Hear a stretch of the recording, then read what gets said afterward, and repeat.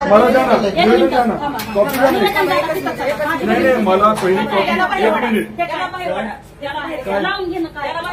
एक मिनिट.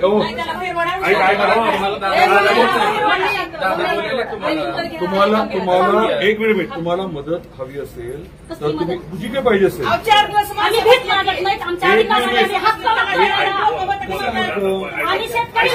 निवेदन द्या ना.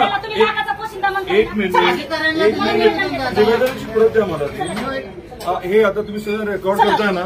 मला एवढंच मला सांगायचंय की ह्यांची मागणी काय आहे त्याची आपण कॉपी मागतोय आणि मुख्यमंत्री महोदयांशी लगेच मी इथनं बोलणार आहे.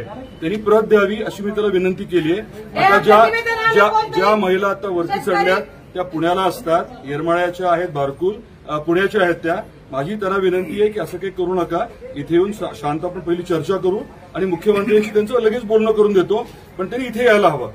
तिकडे जे काही आता चाललंय त्यांना म्हणजे आपल्या माध्यमातून त्यांना माझी विनंती आहे.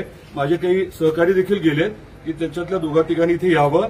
आपण जिल्हाधिकारी कार्यालयामध्ये चर्चा करू आणि मुख्यमंत्र्यांशी डायरेक्टली आपण बोलू. लगेच बोलू आपण. दादाचं म्हणणं काय आहे की पुण्याहून लेडीज आली आणि पुण्यावरून इथं बसली. पुण्याची नाही ती बारकुल आहे, राणी बारकुल.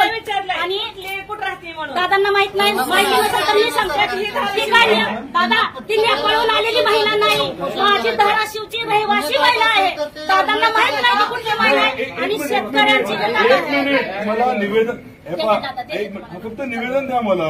कलेक्टरशी बोलायचं होतं, तुम्ही कलेक्टरला मध्ये नेऊन बसवलं का? मी कशाला बसवणार मला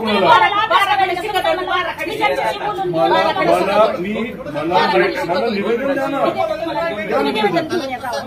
आलंय निवेदन माझं. 2 मिनिटं थांबा.